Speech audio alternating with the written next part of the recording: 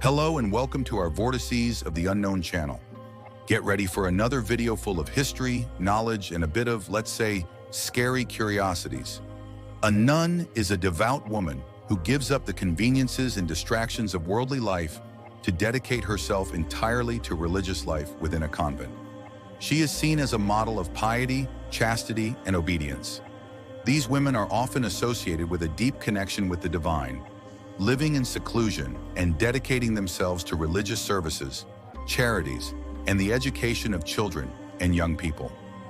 The nuns' commitment to the Catholic Church is so absolute that their vows of poverty and chastity completely separate them from the temptations of the outside world.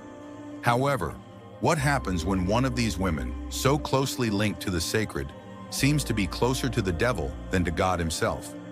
Although the idea of a nun possessed by evil forces may seem absurd to many, history is full of disturbing stories that show a dark side to this devotional role. These horror stories, often depicted in films, are not purely fictional. They stem from events that, for many, are inexplicable and terrifying. One of the most famous cases involves an Italian nun who was reportedly possessed by evil entities, and her case has intrigued scholars and religious scholars for centuries. Isabella Tomasi, who would later become known as the nun Maria Crocifissa, was born in 1645 in Italy, the daughter of a noble family. Her father, Prince Giulio Tomasi di Lampedusa, was an influential figure, and the Tomasi family was well known in Italy as descendants of the famous writer Giuseppe Tomasi, author of the novel The Leopard.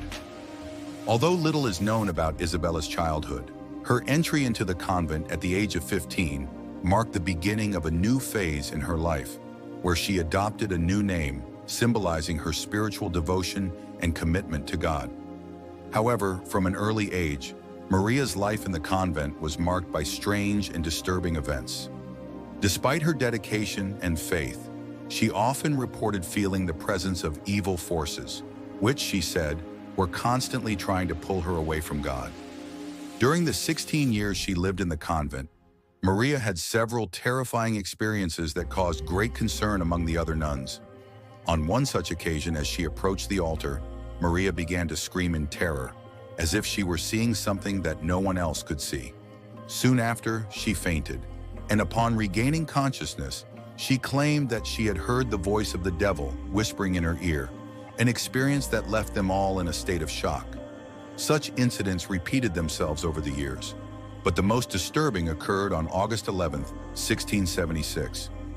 That night, the nuns of the convent found Maria writhing on the floor of her room, her face smeared with a black substance that looked like ink.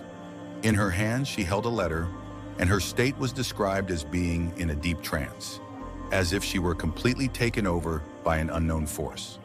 When she finally returned to her normal state, Maria had no memory of writing the letter, much less of what was written in it. She claimed that she had been possessed by Satan and that she had no control over her actions during the episode. The content of the letter, however, was what most disturbed the nuns and the convent's religious. Upon analyzing the document, they realized that it was written in a completely unknown language. The letter contained a mixture of symbols and letters that no one in the convent could decipher. Some of the characters appeared to be Latin, Greek, and Arabic, while others were completely enigmatic, as if they belonged to a language never before seen, with drawings scattered throughout the spaces and intentional smudge marks. Due to its incomprehensible nature, the letter was quickly labeled as being the handwriting of Satan. For centuries, scholars, linguists, and code breakers tried to unravel the mystery of the letter, but all efforts proved fruitless. The language was so complex and strange that there were no references or methods to decipher it. This only increased the fascination and fear surrounding the case, with many believing that the contents of the letter could reveal terrible secrets or heresies that would jeopardize the faith of anyone who read it. In 2017, after almost 400 years of mystery, hope emerged when a group of researchers decided to use new technologies to try to decipher the letter. Located in Catania, Italy, the Ludum Science Center, an institution dedicated to scientific research and education, became aware of advanced software created by the military to decipher complex codes. This software, which had been used by governments around the world, had the ability to identify patterns and symbols in encrypted text, and researchers believed that it could finally reveal what was hidden in the nun's mysterious letter.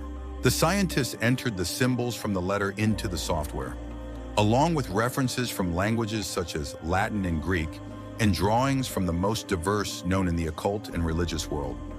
The process was long and involved several attempts to adjust the parameters to find matches with the characters in the letter.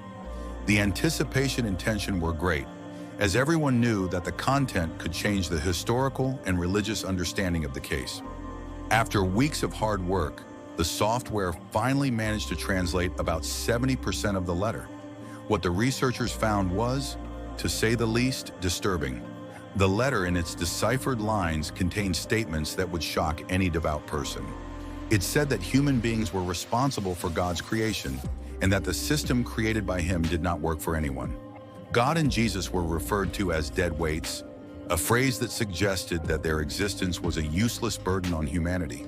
While this translation was not entirely accurate, the content was clear enough for anyone to see the heretical nature of the message. The discovery sparked a wave of debate and speculation among scholars and religious people.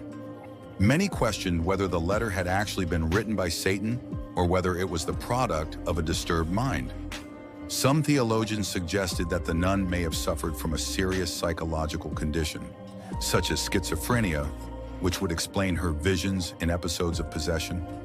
Indeed, auditory and visual hallucinations are common symptoms of this disorder, and it could be possible that Mary was expressing her own heretical and rebellious thoughts through a code that she herself created, consciously or unconsciously. Others, however, believed that the letter was evidence of actual demonic influence.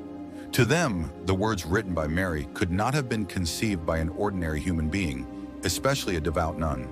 They believed that Satan had somehow used Mary as a vehicle to convey a message that challenged the very foundations of the Christian faith. This view further fueled theories that the nun had actually been possessed and that the letter was direct evidence of that possession. The debate over the authenticity and meaning of the letter continues to this day, with no definitive conclusion reached. The case of Maria Crucifissa remains shrouded in mystery, with interpretations ranging from scientific to supernatural explanations. What is certain is that the episode casts a shadow over life in the convent and raises questions about the nature of evil, the vulnerability of the human mind, and the eternal struggle between good and evil. For some, Mary's story is a reminder that even those who dedicate themselves entirely to religious life are not immune to the temptations and dangers that surround us all. For others, it is proof that evil can manifest itself in unexpected and incomprehensible ways. Regardless of the interpretation, the story of the possessed nun continues to fascinate and terrify those who know it. And you, what do you think of this story? Was Mary really possessed by evil forces, or was it all just a manifestation of a tormented mind? Was the letter a message from Satan, or just the outburst of a nun dissatisfied with her cloistered life? These are questions that may never have definitive answers, but that will certainly continue to be discussed for a long time. Thus, we conclude another video about the mysteries surrounding the darkest stories of humanity. Don't forget to leave your opinion on this intriguing case in the comments, and we'll see you in the next video. Until then, may God be with you, and of course, always be alert to what may be beyond our understanding.